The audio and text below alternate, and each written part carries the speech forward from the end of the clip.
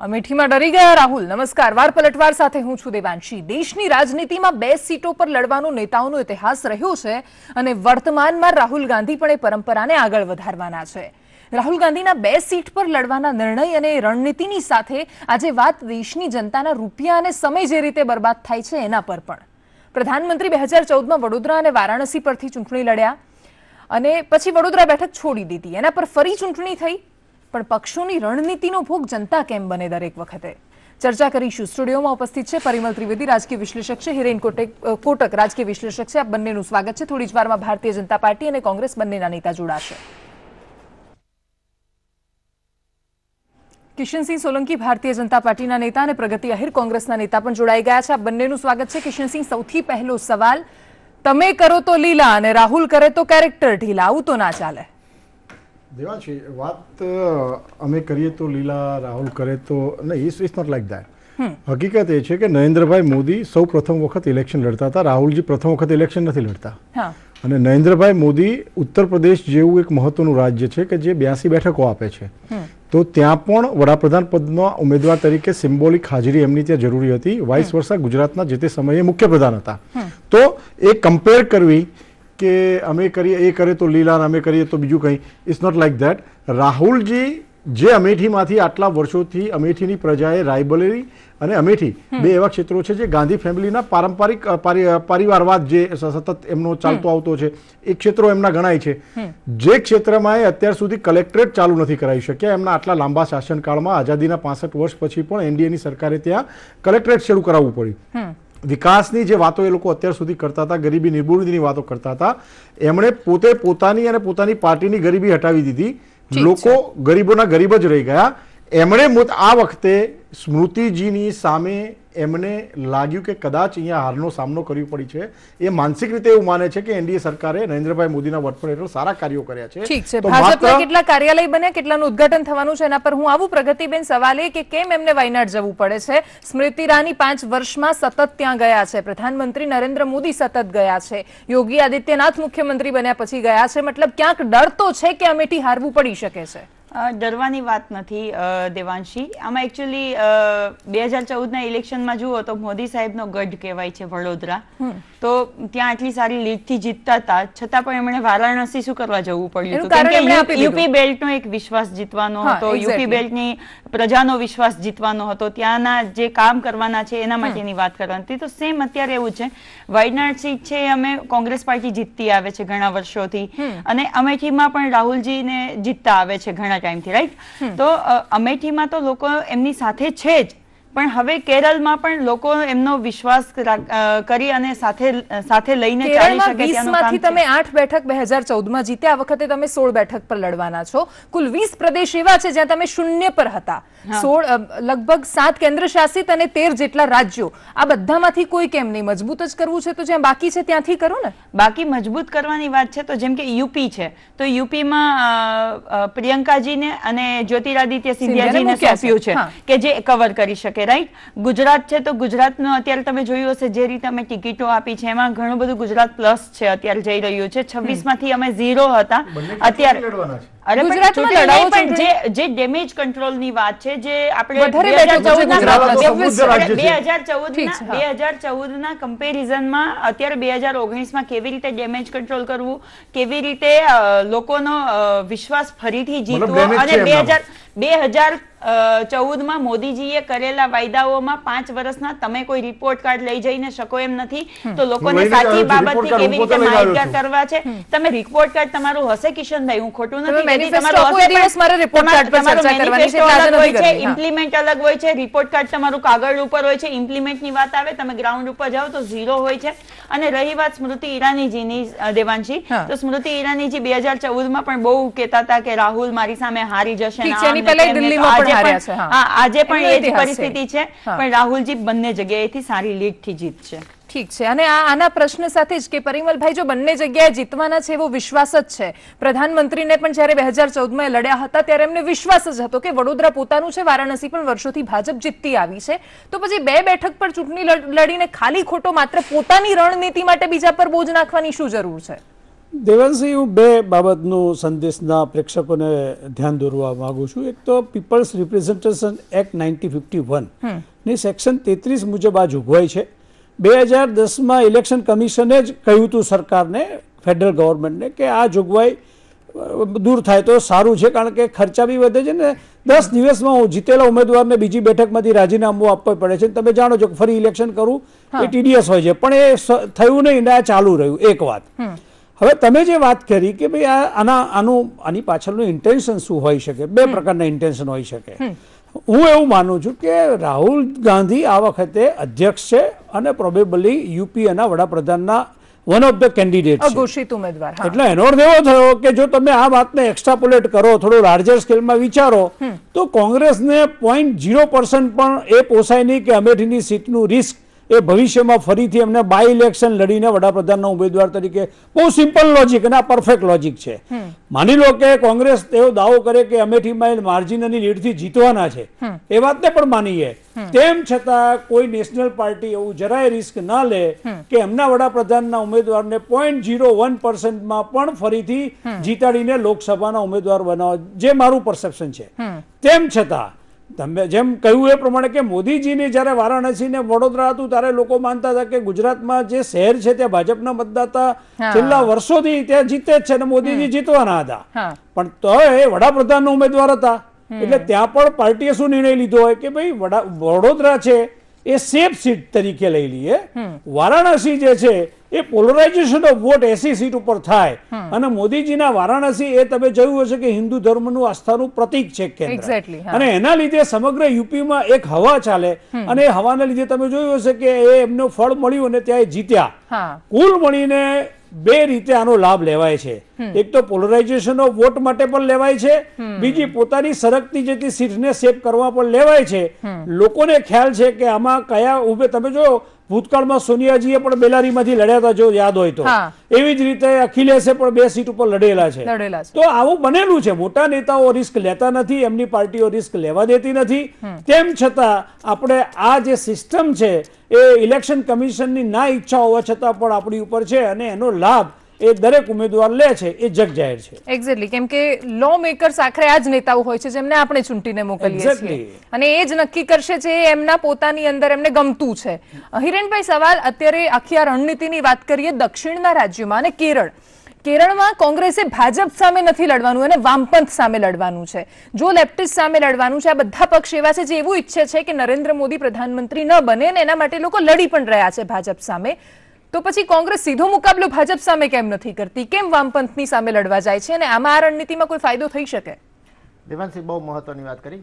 અહીંયા 3 પક્ષો આપણે રજૂ કર્યા. 3 પક્ષોમાં ખાસ કરીને ભારતીય જનતા પાર્ટીના પ્રવક્તા અહીંયા હાજર છે, કોંગ્રેસના પ્રવક્તા હાજર છે, અને મારી સાથે મારા મિત્ર રાજકીય વિશ્લેષક પણ હાજર છે. ભારતીય જનતા પાર્ટી એમનો પક્ષ લડ્યો કે બંને જે સીટ છે એના પરથી જો રાહુલ ગાંધીને ખાસ કરીને લડવાનું છે, ત્યારે રાહુલ ગાંધીની એક એવું છે કે એમને ડર લાગે છે કદાચ કે કોઈ એક સીટ પરથી હારી જશે તો પ્રધાનમંત્રી ઉમેદવારનું માટે એને જોખમ થઈ પડે. બિલકુલ સાચી વાત છે. પોલરાઇઝેશનની જે વાત મારા મિત્રે કરી એની સાથે પણ હું એગ્રી છું, પરંતુ અહીંયા આ વસ્તુ પોલરાઇઝેશન એટલા માટે ઇમ્પેક્ટ નથી કરતી કે આપણે જોઈએ કે વારાણસીમાંથી જ્યારે પ્રધાનમંત્રી જ્યારે ચૂંટણી લડતા હતા, એટલે કે નરેન્દ્ર મોદી જ્યારે 2014ની ચૂંટણી લડતા હતા, ત્યારે બિલકુલ એનું અસર પડતી હતી, અને એમનો જે વેવ હતો એની અસર આખા યુપીમાં બિલકુલ આવતી હતી. અહીંયા આપણે હમણાં જોયું ગઈકાલે જ્યારે અમિત શાહે ચૂંટણીનું ફોર્મ ભર્યું, એમની માત્ર જાહેરાત થઈ અને ચૂંટણીનું ફોર્મ ભર્યું, એનાથી જે ઉત્સાહનો માહોલ ભારતીય જનતા પાર્ટીમાં ફેલાઈ ગયો, એ પણ એમને અસર કરવાનો છે બિલકુલ. પણ ત્યાં અસર નથી કરવાનો, એ વાત બિલકુલ આપની સાચી છે, અને ત્યાં એ વસ્તુ આવે, કારણ કે ત્યાં એ લોકો કોંગ્રેસને પણ પસંદ નથી કરતા અને ભારતીય જનતા પાર્ટીને પણ પસંદ નથી કરતા. એ સાઉથનો આખા સાઉથનો માહોલ છે, એ સાઉથનો માહોલ છે ને, એમાં ખાસ કરીને જ્યારે કેરળથી ચૂંટણી લડે છે. એટલે અહીંયા આપણે એમને કહ્યું કે કર્ણાટક અને તમિલનાડુ બંનેને સ્પર્શતો વિસ્તાર છે એટલે અસર કરી શકે છે. કિશનસિંહ, સવાલ પોલરાઇઝેશનની વાત આવે છે. વારાણસીમાં પણ એવી વાત કરવામાં આવી કોંગ્રેસ દ્વારા કે ત્યાં હિન્દુ મતદાતા વધારે છે, પણ 3 લાખ ત્યાં મુસ્લિમ હતા. સામે ત્યાં બ્રાહ્મણ અને કુર્મી પટેલે બધાને ભેગા કરીએ તો એ વધી જતો હતો આશરો, અને એટલે ક્યાંક રાહુલ ગાંધીમાં તમે ક્યાં આક્ષેપ લગાવો છો? વાયનાડમાં હિન્દુ વધારે છે સાહેબ, કેમ આવું કે મુસ્લિમ વધારે છે? નહીં, ત્યાંનું કેલ્ક્યુલેશન જુઓ, SC ST વધારે છે. નો ક્રિશ્ચિયન બેઠક છે, ક્રિશ્ચિયન મતદાતાઓ છે ત્યાં. પોલરાઇઝેશન એને કહેવાય. કેટલા હિન્દુ વધારે છે બતાવો. એમના મમ્મીના કહેવાથી કદાચ શ્રીમતી સોનિયા ગાંધીના કહેવાથી એ ક્રિશ્ચિયન બેઠક પર ગયા છે. તો મારે તો રાહુલ ગાંધીને પૂછવાનું થાય છે કે કયો મેસેજ આપવા માંગે છે. સૌથી વધારે સ્ત્રીઓ છે. અમે બધું કરવું છે તે બધા કેલ્ક્યુલેશન કરો. Just check it out one more time. Is a Christian. I am checking it actually. એટલે એ ક્રિશ્ચિયન મતદારો છે. હું તમને એક્ઝેક્ટ આંકડો કેટલો છે. પોલરાઇઝેશન ની વાત નહોતી. અમે તો સૌનો સાથ માંગો છો તમે. સૌનો સાથ, સૌનો વિકાસ. આ દેશ કિશનભાઈ ને કેમ કહ્યું હોય સોનિયાજીએ કે હું રાહુલ ને ત્યાં મોકલું છું? યા ઓબ્વિયસલી પર્ટિક્યુલર કોમ્યુનિટીને ખુશ કરવા માટે આપે જ ક્વેશ્ચન કર્યું કે કેમ ભાજપ શાસિત રાજ્યોમાં કે ભાજપના ઉમેદવાર સામે નથી જતા. ભાઈ હું એમને ક્વેશ્ચન હતો. રાજકારણ તમે કરો છો. વચ્ચે કેમ બોલી રહ્યા છો? એક પછી આપણે સરસ ચર્ચા કરીએ શાંતિથી. એક પછી ભારત આ સમયે પોતાની આત્મસન્માનની, રાષ્ટ્ર સન્માનની લડાઈ ભારત લડી રહ્યો છે. ભારતની જનતા લડી રહી છે. છેલ્લા 5 વર્ષમાં ભારતની જનતાએ જોયું કે આ સરકારે નરેન્દ્ર મોદીના વડપણ હેઠળ શું કર્યું. એક પણ આક્ષેપ વગરની સરકાર. અને વિપક્ષોમાં પોણા ભાગનું વિપક્ષ જામીન ઉપર બહાર છે. એ લોકો માત્ર વંશવાદને આગળ ધપાવવા માટે રાજનીતિમાં આવેલા લોકો છે. એ લોકો માત્ર પોતાની જે દુકાન હવે બંધ થવાના આરે છે એ સાચવવા માટે આ લડાઈ એક ઠગબંધનના નામે લડવા માટે નીકળ્યા છે. એને આ દેશની પ્રજા સારી રીતે ઓળખે છે. આપે માહોલ અમદાવાદમાં પણ જોયો. હિરણભાઈ બોલ્યા હમણાં જે માહોલ લોકો પોતે ચૂંટણી લડ્યા છે આ રાજ્યના, આ દેશના વિકાસ માટે, દેશના સ્વમાન માટે, દેશ જે ઊંચાઈઓ સર કરી રહ્યો છે, દેશ જે સભર થઈ રહ્યો છે, આ દેશ જે વિશ્વની હવે કદાચ 5મી મોટી આર્થિક મહાસત્તા બનવા તરફ જઈ રહ્યો છે. લોકોએ આ તમામ પગલાઓને જોયા છે. અમે સૌનો સાથ, સૌનો વિકાસ લઈ, અમારા મુદ્દાઓ લઈ અને નરેન્દ્રભાઈ મોદી કઈ ચૂક્યા 48% છે, ક્રિશ્ચિયન 21% છે, 21.5 એટલે 25 ની સામે 50% હિન્દુ છે સાહેબ. ભલે ધેટ્સ વોટ, પણ હિન્દુ હંમેશા વહેંચાય. હિન્દુ મતદાર હંમેશા વહેંચાયેલો છે. ત્યાં મુસ્લિમ નું કેલ્ક્યુલેશન કરો, મુસ્લિમ અને ક્રિશ્ચિયન ભેગા થઈને. હા તો પણ શું થઈ ગયું? ત્યાં વારાણસીમાં નથી થયું. મેં વારાણસીમાં બનાવી દીધું ને તમને. ત્યાં 3 લાખ મુસ્લિમ હતા, સામે પેલા મતદાર હંમેશા દેવાંશી વહેંચાયેલો છે. વાત કરો તો તમારે તમારું પર ત્યાં ક્રિશ્ચિયન મતદારો 21% છે. Highest in the country. અરે તો શું થઈ ગયું? નો તો શું થઈ ગયું? નહીં પણ 50% હિન્દુ છે સામે. તમે કામ જ કર્યા છે કિશનભાઈ. એમના માટે 542 માંથી માત્ર વાયનાડ બેઠક જ મળી. કિશનસિંહ સાંભળો, કારણ કે ક્રિશ્ચિયનો વધારે છે. તમને કેમ વારાણસી મળી? વારાણસીમાં બધા જ છે. વારાણસીમાં બધા જ લોકો છે બધા. ના, ત્યાં આપણા દેશના દરેક ખૂણામાં બધા છે. મારો કહેવાનો મતલબ એવો છે કે ધર્મમાં ના વહેંચો. દેવાંશી એક વાત કરું, આપણું કદાચ સંવિધાનમાં લખેલું છે કે સર્વધર્મ સંભાવ. આપણે અહીંયા બધા લખેલું છે. તમે બધા ભેગા થઈને એને રાખ્યું નથી. અમે તમારા જેવું નથી કરતા. રાહુલ ગાંધીને કેવો વૈષ્ણવ વજન તો તેને કે ગઈ બતાવે. હા આવડે છે, ગાતા હતા. તમે કદાચ જોયું. બોલો વિશ્વરમૈયા કબૂલી બતાવે. તમે ખોટી ઓલી કરો છો કિશનભાઈ. જ્યારે અયોધ્યામાં જ્યારે આ બાબરી કાંડ થયો, લોકો જઈ રહ્યા હતા, એમને પૂછ્યું હતું કે રામજી કોણ છે. અડધા કાર સેવકોને નહોતી ખબર. આ દેશમાં એવું જ છે કે બંને રાજનીતિ કરે છે, એમને ખબર નથી હોતી. આ દેશને બંને ભેગા થઈને વહેંચો છો. એટલે હું કહું છું કે જ્યારે વારાણસીમાં પોલરાઇઝેશનની વાત હતી, એ પણ ખોટી હતી ને અત્યારે પણ ખોટી છે. તમે ક્યાં કેલ્ક્યુલેશન પર એમણે વિચાર્યું હશે, પણ આપણે એવું કેવું સારું ના લાગે કે ત્યાં છે એટલે વધારે ગયા. આખા દેશમાં તમે માહોલ ઉભો કરવા માંગો છો. તમારી રાજનીતિ માટે સિક્યોર સીટ કહો. સિક્યોર સીટ કહો. એક વસ્તુ છે કે ભારતીય જનતા પાર્ટીએ 5 વર્ષમાં કામ કર્યા હોય ને જે રીતે કિશનભાઈ બતાવે છે એવી રીતે તો 5 વર્ષ પહેલા આપણો દેશ કંગાળ હતો. આપણા દેશમાં કઈ હતું નહીં. 5 જ વર્ષમાં ખાલી પ્રગતિ થઈ છે દેશની, એવી વાતો કરી રહ્યા છે. સર્વત્ર ભ્રષ્ટાચાર હતો. હું તમને એમ કહું છું કે કદાચ તમે એટલા બધા વિકાસના કામ કર્યા છો તો મોદીજીએ ચોકીદાર નરેન્દ્ર મોદી લખવાની જરૂર નથી. વિકાસશીલ નરેન્દ્ર મોદી, વિકાસશીલ અમિત શાહ એવું લખવાની જરૂર નથી. તમે ચોર કહ્યું એટલે એમણે ચોકીદાર કહ્યું. નહીં પણ તમને કેમ ચોકીદાર શબ્દથી આટલો વાંધો આવે છે? ચોકીદારથી અમને વાંધો નથી કારણ કે ચોકીદારે ચોરોની ચોરી પકડી છે, ચોરોને પકડીને જેલ ભેગા કરવાનું કામ કર્યું છે. ચોકીદારી કરીને તમારા રક્ષા મંત્રાલયમાંથી ફાઇલો ચોરાઈ જાય છે અને ચોકીદારને ગભરાવવા માટે નીકળ્યા છે. મારી એક વાત સાથે તો તમે સહેમત થશો કે નરેન્દ્રભાઈ મોદી અને ભારતીય જનતા પાર્ટીએ જો એનું રિપોર્ટ કાર્ડ લઈને ત્યારે લોકોની વચ્ચે જાય ને તો એને હકીકતમાં ખબર પડે કે 2014માં કરેલા વાયદાઓ ક્યાં છે અને આજની હકીકત ક્યાં છે. એ સ્ટ્રેટથી મારી સહમતિ અસહમતિનો સવાલ નથી. લોકો નક્કી કરી દેશે. લોકોએ નક્કી કરી જ લીધું છે. એટલે હવે લોકો એ જોઈને જ 2019માં વોટ કરશે. કહેવા માંગે છે બંને પક્ષોને ખાસ એક મુખ્ય વાત કહેવા માંગુ છું કે અન્ય મુદ્દાઓ ઉપાડીએ છીએ, ધર્મની વાત કરીએ છીએ, આપણે ચોર ચોકીદારની વાત કરીએ છીએ, પરંતુ બંને પક્ષો પાસે ઇનફ મુદ્દાઓ છે. પૂરતા પ્રમાણમાં એવા મુદ્દાઓ છે, એવા કરેલા કામોની યાદી છે. કોંગ્રેસે ભલે આ 5 વર્ષમાં રાજ નથી કર્યું, પણ એની પહેલા જે રાજ કર્યું છે એમાંથી જે કામ કરેલા હોય એની વાત કરો. આપણે હમણાં વાત કરતા હતા કે જ્યારે સ્પેસ ટ્રેકની વાત કરતા હતા, પ્રધાનમંત્રીએ વાત કરી કે આપણે આવી શક્તિ પ્રાપ્ત કરી લીધી છે, ત્યારે એ સમયે કોંગ્રેસ પાસે એ વસ્તુ હતી કે પોતે કહે કે જે ડીઆરડીઓ આ કામ કર્યું છે, ડીઆરડીઓ બનાવવાનું કામ અમે કર્યું છે, ઈસરો બનાવવાનું કામ અમે કર્યું છે. આ વાત કરવી જોઈએ. અરે તમે પોતે એવા મુદ્દાઓ ઉપાડો, એવી વાત મૂકો. અને અહીંયા આપણે આમ જે મુદ્દો વાત કરી રહ્યા છીએ કે 2 સીટ ઉપરથી લડવાનું, એનો જે દેવાંશી શરૂઆતમાં કહેતી હતી કે ભાઈ આ ખર્ચનું શું, આ ખર્ચ કોની માંથી આવે છે, કોના સીધે છે, એની વાત કરો. હા, ઠીક છે, હું આવું. અને એના પાછળ સવાલ પણ આખરે છે ને કે આ દેશમાં રાજનીતિમાં બધું થતું આવ્યું છે, પણ પરિમલભાઈ, હવે જ્યારે વિચારધારાઓનો જંગ કહેવાય છે 2019ની ચૂંટણી, એવું કહેવાય છે કે આ લેફ્ટિસ્ટ અને રાઇટિસ્ટ, આ વામપંથી અને જે આ જમણેરી વિચારધારા છે, બંને વચ્ચેની સીધી લડાઈ છે.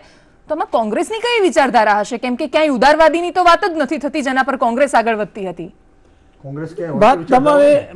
વાત તમારી સાચી છે, પણ 2014 અને 2019નું જો તમે પરિણામ અને ઇલેક્શનની જો સ્ટ્રેટેજિકલ વ્યૂહરચના બંનેની પાર્ટીને જુઓ તો તમને ખ્યાલ આવશે કે અત્યારે જેમ એવું કહે છે કે મોદી સાહેબ એટલે કે મોદી વર્સિસ ઓલ એવો એક ઇક્વેશન ચાલે છે, પણ તમે જો એનડીએમાં બી ઘણા પક્ષો છે, એવું બી નથી કે બીજેપી એકલું છે, એમાં બી ઘણા પક્ષો છે. પણ એનો અર્થ એવો થયો કે બંને પક્ષોની આઈડિયોલોજી જુદી છે. અને કોંગ્રેસને તકલીફ એવી છે દેવાંશી કે 44 માંથી અમને ક્યાં હતી ને ક્યાં છે. હવે તમે જુઓ કે વાત સાચી છે, 70 વર્ષમાં કોંગ્રેસે ઘણું કર્યું છે, એના નહેરુજીથી માંડીને રાજીવજી સુધી ઘણા એ લોકોની પાસે એચિવમેન્ટ્સના મુદ્દા બી હશે. તેમ છતાં જે ફોલ ઇન એ લોકોની જે ડેવલપમેન્ટ કે પ્રોગ્રેસ થયો 44 ઉપર આવીને અટકી ગયા.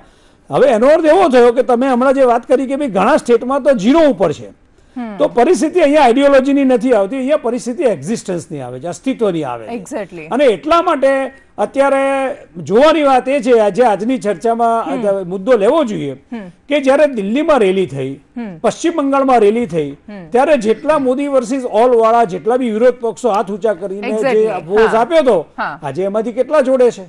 કારણ એટલા માટે કે જ્યારે વ્યક્તિગત ઇન્ટરેસ્ટની વાત આવે છે ત્યારે મમતા બેનર્જી અલગ થઈ ગયા, દિલ્હીમાં આમ આદમી પાર્ટી અલગ થઈ ગઈ, તેલુગુ દેશમ અલગ થઈ ગઈ. મતલબ કે કોંગ્રેસે જોયું, તમે મને વિચારો એક વસ્તુ આવે કે 2 મિત્રોની જોડી સમાજવાદી પાર્ટીએ જ્યારે વિધાનસભા ઇલેક્શન દેવાંશી લડ્યા, તમે વિચાર કરો કે આ લોકોની એટલી તો હિંમત કે સપા બસપાએ ગઠબંધન બી કરી લીધું અને કોંગ્રેસ ઉપર દયા કરતો એમ 4 સીટ ખુલ્લી મૂકી દીધી કે તમે અમારા સાથી, તમારે 4 ઉપર લડવાનું. જે કોંગ્રેસની નેતૃત્વને નહીં ગમ્યું હોય એટલે તમે જો ત્યાં ગઠબંધન ના થયું અને આખું 80 સીટ ઉપર લડવાનું કોંગ્રેસે નક્કી કર્યું. એટલે હું ચોક્કસ માનું છું કે અહીંયા વિચારધારા કરતા કોંગ્રેસ માટે આ વખતે અસ્તિત્વનો સવાલ છે. કોંગ્રેસને પાવરમાં આપવું છે. બની શકે કે ભાજપ પછી સેકન્ડ લાર્જેસ્ટ પાર્ટી તરીકે કોંગ્રેસ હશે, કારણ કે એ રાષ્ટ્રીય પાર્ટી છે, પ્રાદેશિક પક્ષો કરતા એમની તાકાત વધારે છે. તેમ છતાં મોદી સાહેબને અટકાવવા માટે શું કરવું એના માટેની આ સ્ટ્રેટેજી છે. ચોક્કસ રણનીતિ. હા, પ્રગતિના